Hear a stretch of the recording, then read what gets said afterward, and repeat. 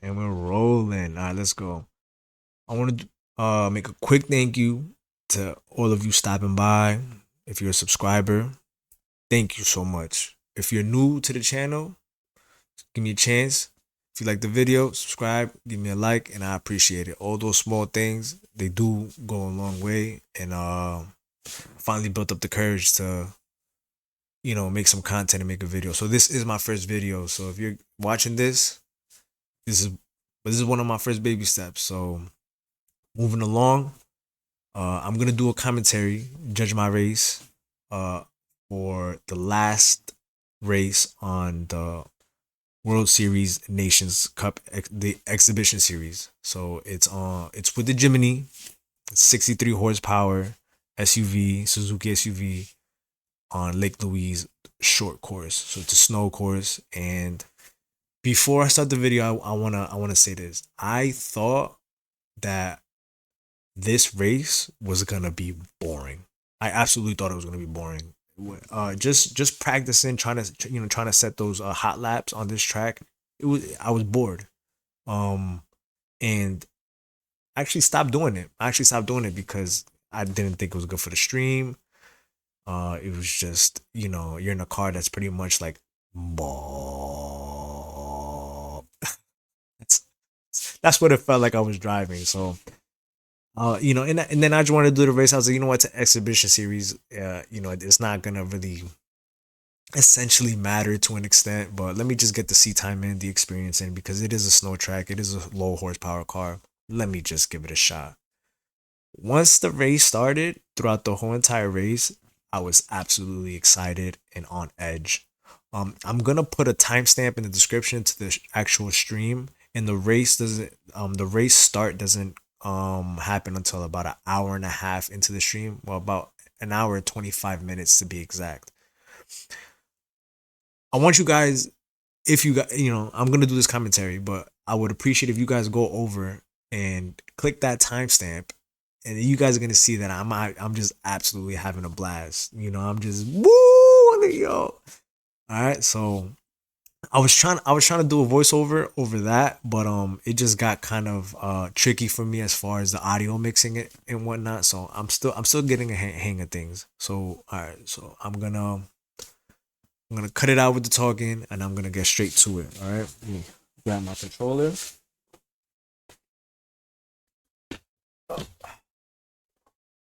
Apologize. I'm grabbing my controller and we're gonna get ready. So now, all right. So I qualified. Here we go. All right, good. I'm in the shop. So I qualified P7 Camel. I think I qualified with like a 16.9, 16.7, something like that, and P1 qualified with like 16.1. So he was, he had the game. So coming off, I missed a shift here. You guys gotta watch it because I missed a shift. I'm like, we lost the race. Let's go. But this guy makes up for it here. He gives me a little. He gives me a little. Motivational tap there. There's a lot of smoke here, but there's a lot of dust, not smoke. There's a lot of dust. So coming into turn one, you could already see the carnage. Boom, and I squeeze. I managed to squeeze in through there. There was some contact in me squeezing by, but let me see. I think this probably is the better view. So you guys can see everybody side to side bumping elbows. There's a bunch of elbows going out. Maybe if we put it on bumper cam, you guys can see like what's going on behind me, because some people lose it. Some people grab, they're just a pixel of snow, and it just, yeah, man, they just, they hit that imaginary wall. So this was a nice little pass for Killer Miller here. He does a couple nice little passes here with Fritz, right? His name is Fritz, but he has a nice decal. The Killer Miller decal. So now coming into the end of lap 1, I have absolutely no idea that boost is on, right? So I'm just, it just managed to fit in my head that these cars have. I got lucky there. I got absolutely lucky there. He ghosted right before I can even touch him. So, because that would have been, yeah, I would have been, nobody would have been happy about that. So here, let's pay attention to the pink car, Kiki GSR. Shout out to Grove Street Racing. Shout out to Grove Street.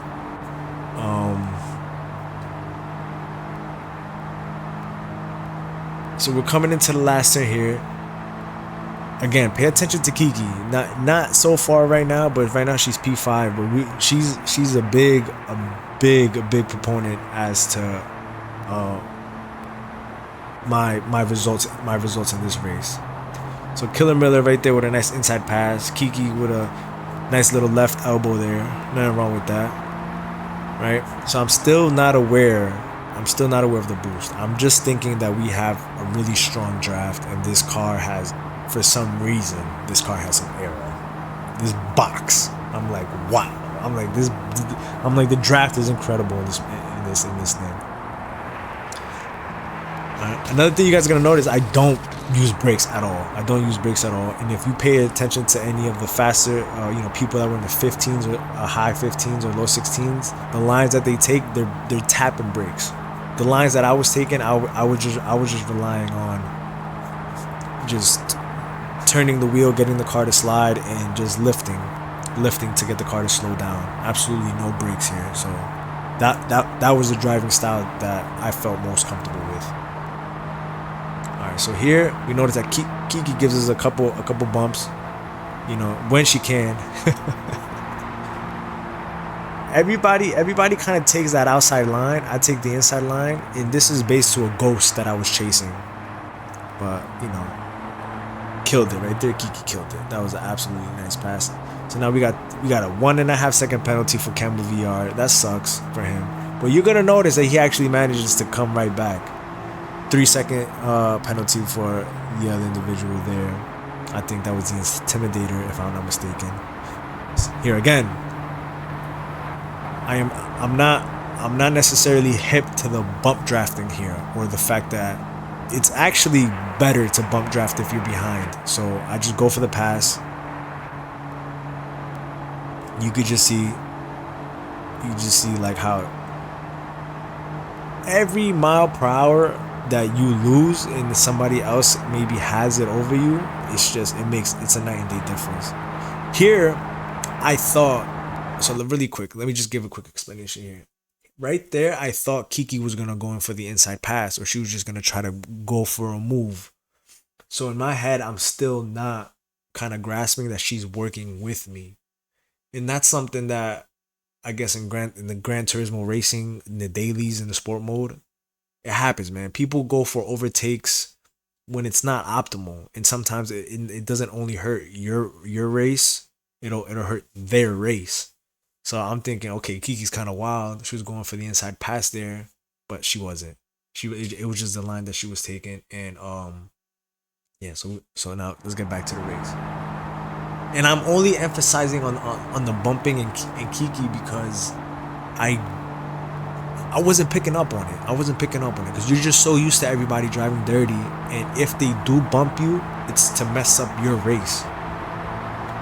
To throw you off your line, to ruin your braking point, or to, dirty or not, or however you want to look at it, it's essentially just a trick that you use, or a technique that you use to just get somebody to mess up their line. I'm gonna bump you, you're gonna mess up your braking point, and I'm just gonna be able to overtake you, whatever the case may be. Or we're just boom, I guess. Nice little bump draft from here. A couple cases, another one right there. Pushing me. Right? Look. See? I just downshift, no brakes. Right here. Now this is another moment I want to consider myself lucky, because I did touch the wall, did not get a penalty. So Kiki with the pass after bumping me. So here, I'm kind of getting it. She working with me, she did push me there. I had a bit of momentum here. My car naturally opened up here. While I was in race, I was like, you know, I could have maybe adjusted my line to stay behind her, but the car naturally opened up. Alright, so here's everybody's gonna go for the wide line. We got this guy diving on the inside. Nice, nice. Whoa. It's exciting, man. When you're in it, when you're like in this view, you're in this view and all that goes, because this is the view that I race in, and all that goes down. It's just it just completely amplifies it. I mean, as you can see, like you're blind, You're just going. And I also don't race with the names over, so boom, here with the pass, contact there.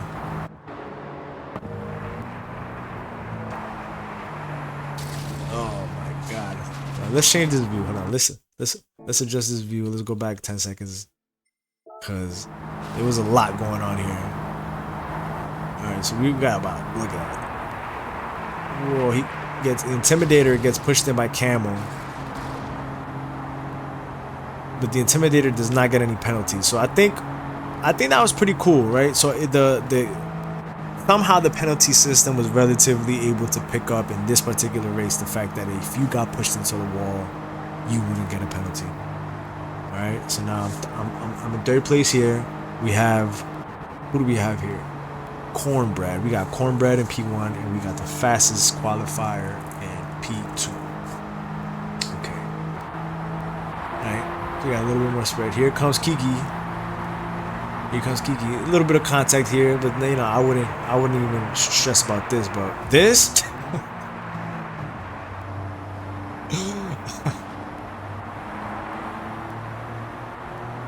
I took it as unintentional. It was just the line that he chose to take. He thought maybe he had a chance to overtake, and he just went for it. But it wasn't. He hit me. He didn't bump me. He straight up hit me. But that's cool. It is, you know, no hard feelings there. Because he didn't mess me up, right? Same thing here. No brakes. I did kind of use him as a wall there. Maybe that was my retaliation right there, but he didn't get the penalty. So, but now here on P5, right? We're lap 7, P5, and you know, in the race you think like, damn, you know, I was P1, I was P2, I was up there now, but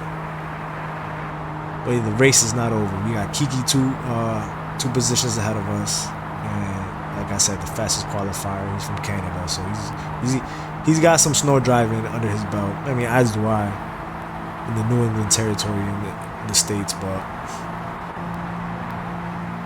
so here, let's see what Camel goes wide. A little bit of contact there, pressing brakes. Of course, risk it all. No brakes, just going for it. And we're back in P4. Let's see, Camel lost a decent amount of momentum, probably because of the contact he had with Kiki. Maybe just he had to adjust his line a little bit. All right, so right here we're giving Kiki all the bumps, and you could just see how the cars just catch up coming into turn 1 here. She dabs the brakes, I downshift, and she just gets sandwiched into the wall by Nikon over here, a big Nikon supporter. He just jams into the wall. Now, I do think that those moments are not like the intention is not that. You just take your line, and because of the dramatic, how slow the cars are, and if you just lose a couple miles per hour, it's just the guy next to you. You just end up in his way. I do think there were a couple of aggressive, maybe greedy drivers when I watched the replay when other people's race, but it's just racing, man. It's just racing. It happens. So here we're side by side, me and Camel. I'm trying to keep it as clean as I can, you know, and you know, a bump or a nudge is racing. It's all valid. So here, obviously, I go back into the, you know, the F1 boost. Yo, it's like actually racing. Like the amount of speed that the game gave you a boost when you were behind somebody, it was just it was just not in there. It changed the whole dynamic of the race. It changed the whole dynamic of the race. Same thing, no brakes, just take it wide. Here, he touches the wall a little bit, but he probably had a little bit more momentum that he was able to pull. He was able to pull on me. So here you're gonna be able to notice. I think around here he was just about over a second. He was over a second ahead of me, and then once I was able to kind of reel in that gap and close that gap to a second and then less, you could just see the car just starts to like speed up. And just pay attention here. Pay attention here. 76, 77. He takes the outside. I take the inside. Right, I'm just sticking to my line, right? Something I'm also working on, just being consistent, right? I'm just trying to, because I would do that. Sometimes I would adjust my line because the guy in front of me is faster, and then I'd throw off my whole race because I wasn't used to that line. Also, something else, if you hug the left on this straight, it's a lot less bumpy. Here Grizzly giving me the bump, right? Now I go to the side. I'm not gonna give Camel the bump because we're racing, right? We're racing. We're like it's my turn now, right? P1, last lap, heart's pumping. Really close switcheroo right here. Really close. Even if there was contact, I don't think it would have done much unless I maybe caused me to pit maneuver him, but that didn't happen, so we're good. So now here we don't. Right here, I'm thinking, do I use the boost? Do I bump draft him? Whatever. So I just went with my gut and I just bumped him. So now we're just bumping. We're bumping.